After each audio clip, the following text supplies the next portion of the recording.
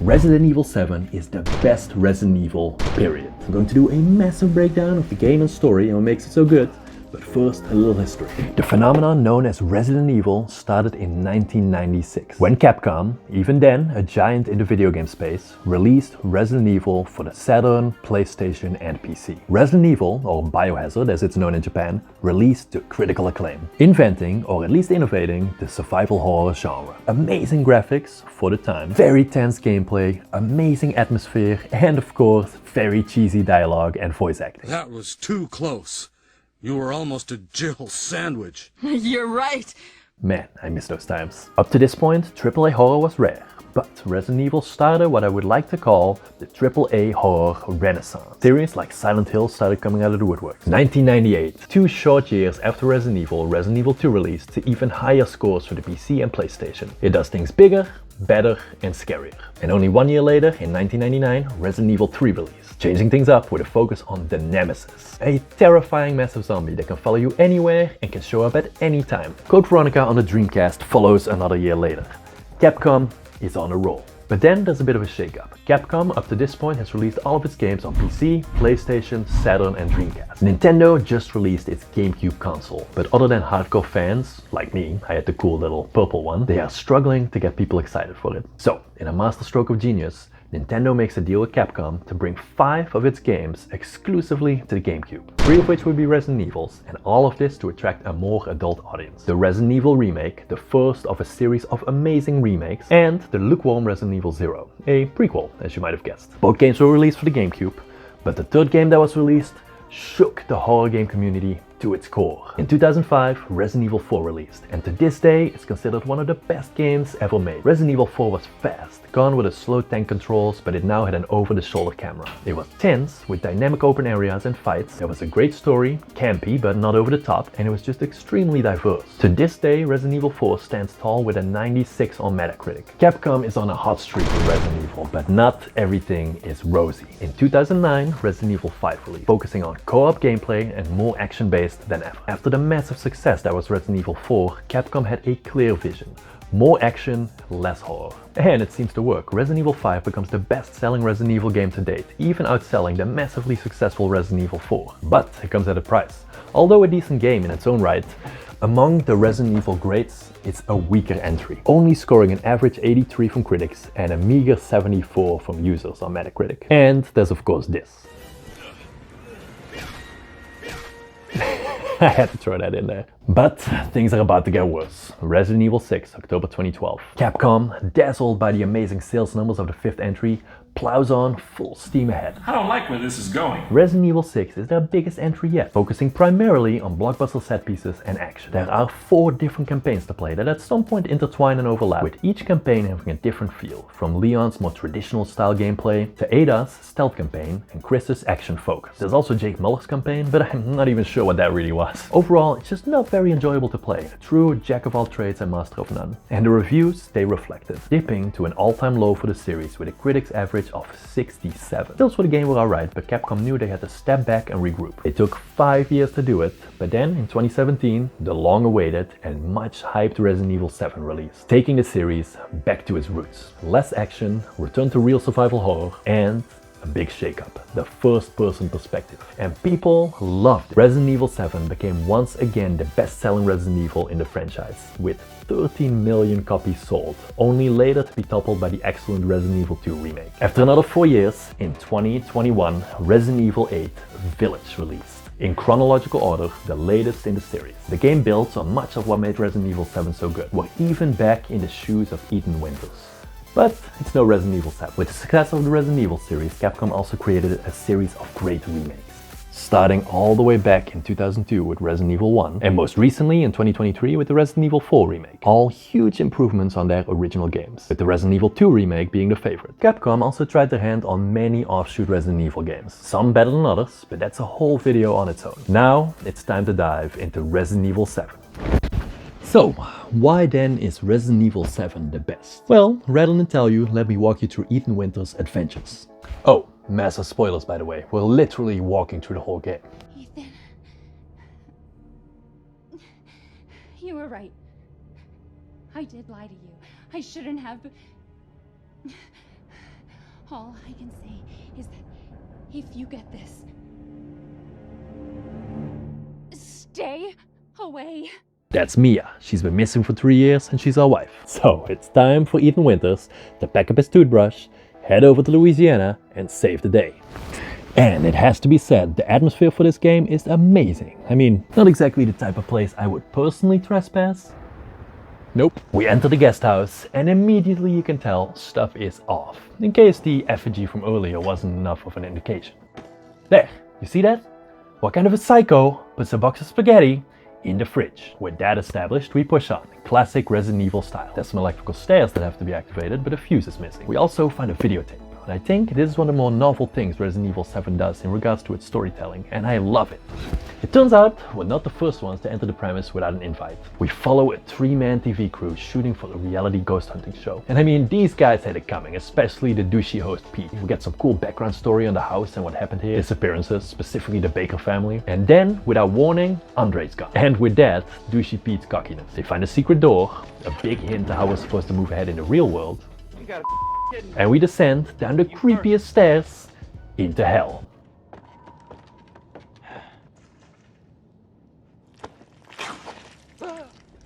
After that run-in with the bad guy, we're back with Ethan in the real world. Taking his cues, he heads straight through the hidden doors, down the stairs without any hesitation. Instead of getting the F out, now that it's been firmly established that shit's messed up over here. I love these video chapters. They're full of background story, looks into other characters, hints on how to move forward, and in general, they're just really well done. Sadly, there's only 4 of them. We find Mia.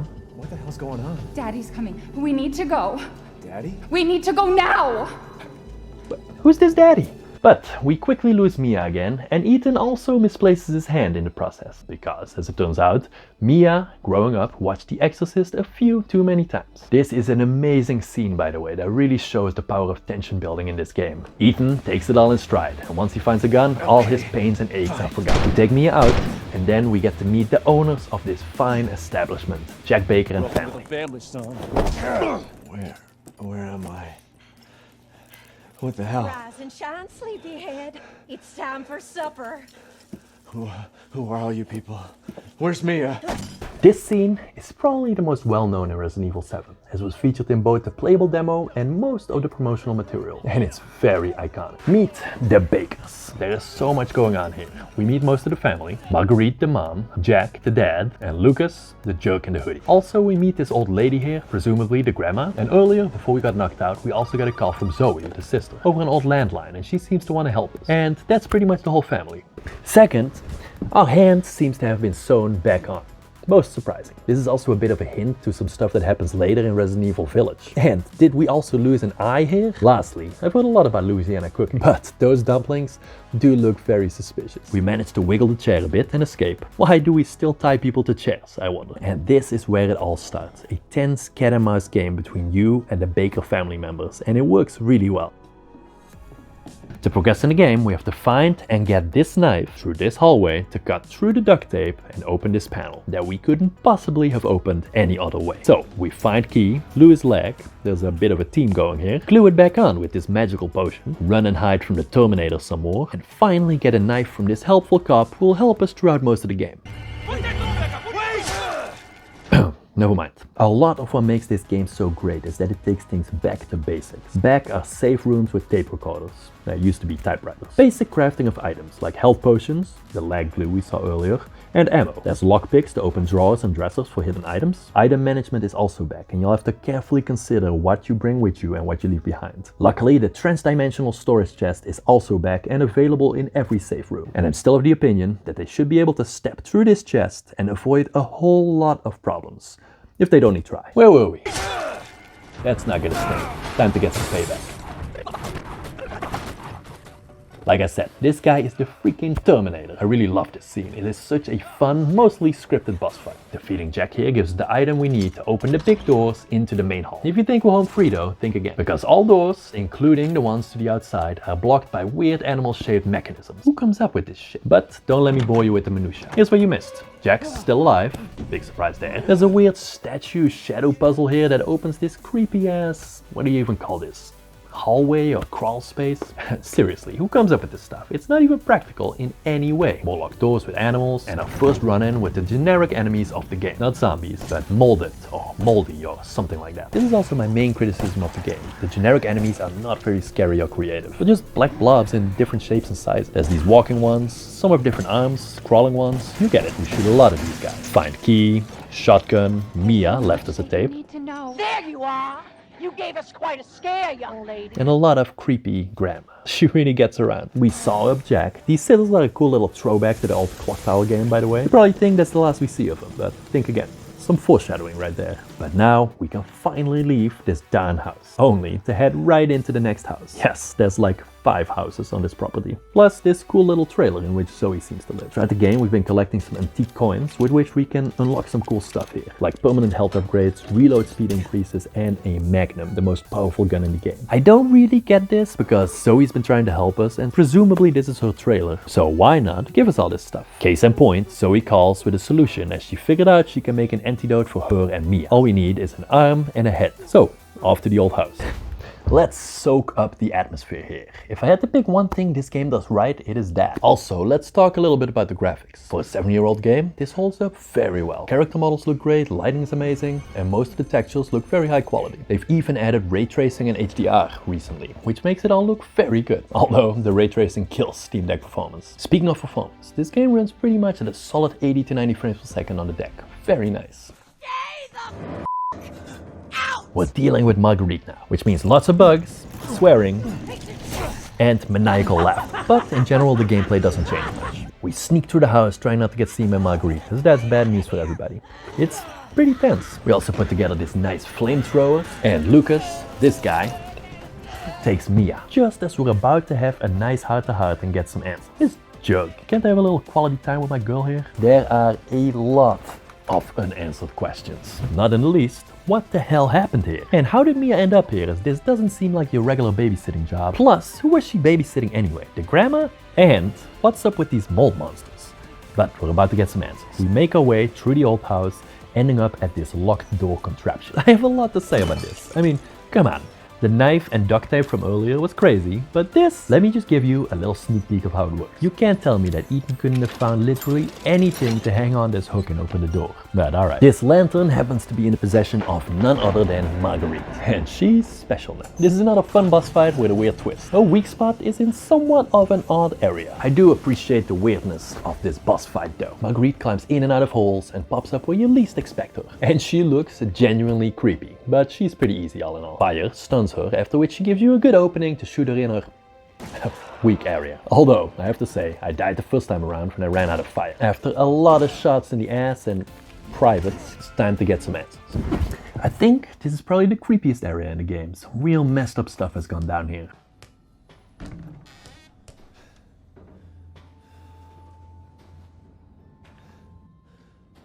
We find the arm behind a hidden door in what seems to be a little girl's bedroom. We get another heart attack when we turn around and get our first glimpse of another player on the chessboard. With the arm firmly in hand, we go and meet Zoe, who said she could get her hands on the head. But again, as we're about to get some answers, Lucas, the jerk, spoils it all and takes Zoe.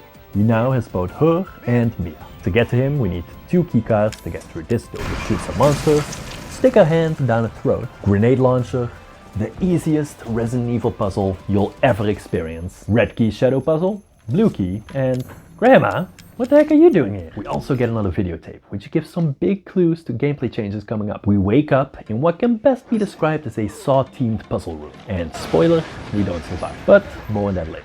After that upbeat message from our sponsors, it's time to try it for ourselves. This part of the game is a lot less horror and a lot more Home Alone. Lots of bomb tripwires, boxes with explosions, rigged passwords, and a barn fight. Then we get to try the puzzle room for ourselves, hopefully with a different outcome. Did it? It helps a lot when you know the answers and skip the bad parts. Light candle, burn rope, loser, crank, candle on cake. The original was a lot more painful. Finally, we have both the arm and the head. We also want payback on Lucas for all the crap he's put us through, but for some reason the creators of the game didn't think it was necessary to put that in the main game. You'll have to get the DLC for that. And finally, the serums we've been working so hard for have been created. But surprise, Jack is not dead. Now he is. Sadly, we have to use one of the serums for it. So, the game gives you a big choice to make here. Who do you cure? I chose Zoe because, where do I start? Mia lied to me about where and who she was. She's crazy, she clearly has some baggage. She's actually the one who got us all into this crap. Me and the bakers, more on that later. And she cut off my freaking hand. Zoe, on the other hand, has been nothing but helpful. Was able to make the serums and basically is an innocent bystander. So, I clearly pick her. Eveline doesn't want us to leave. No! No! Evie! Please! Zoe? Evie! Zoe? Zoe!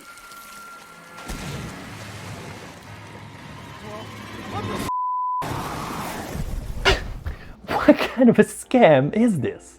Why even give me the choice? Plus, to rub a little more salt in the wound, we play as Mia for the next few hours, who somehow doesn't seem to be affected by the virus anymore. Man, we got ripped off. So, we enter the ship that Mia appeared on, dodge and shoot some monsters, and get some hallucinations related to Eveline, the little girl. And then, we finally get some answers for real. Top secret right there. You know it's gonna be good. This is the final and longest videotape of the game, but in short, Alan and Mia were in the process of transporting a bioweapon, Eveline, undercover as a couple with their daughter, on a cargo freighter. Nobody but them is aware of the whole situation. Typical Umbrella. No safety precautions, all under the guise of secrecy. Eveline gets out of control because, of course, and she's starting to change people into the Molded. And then the ship explodes. Afterwards, the bakers, being the good Samaritans we know them to be, they take in Mia and Eveline, and the rest, as they say, is history. Time to tie things up. We're Ethan again, and something interesting here. In the Zoe ending, you have to kill Mia because she loses control due to Eveline's ear whispers. But she actually helps you in the Mia ending, another part of the scam. Either way, we leave the ship and we enter the last area, an abandoned mine of all things. We also get some cool flashbacks here from the point of Eveline explaining some of Mia's actions. And the answer to the final question. Who the heck is the grandma? Apparently, it was Eveline, who ages about 25 times faster than normal without her treatment. And one last boss fight for good measure.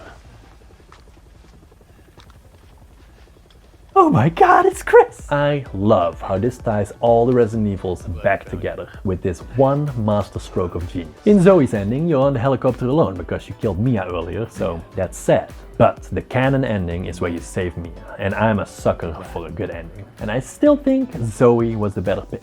And that's it, all the Resident Evil 7 mysteries solved. What a game. This game has such a great atmosphere, a great story, fun bosses, and really just takes things back to survival horror. Village and the Resident Evil 2 and 4 remakes are both great games in their own right, but this one takes the cake for me. Let me know what you think. Check out this video to see what makes Metal Gear Solid 5 such a one-of-a-kind stealth game, and I hope to see you in the next one.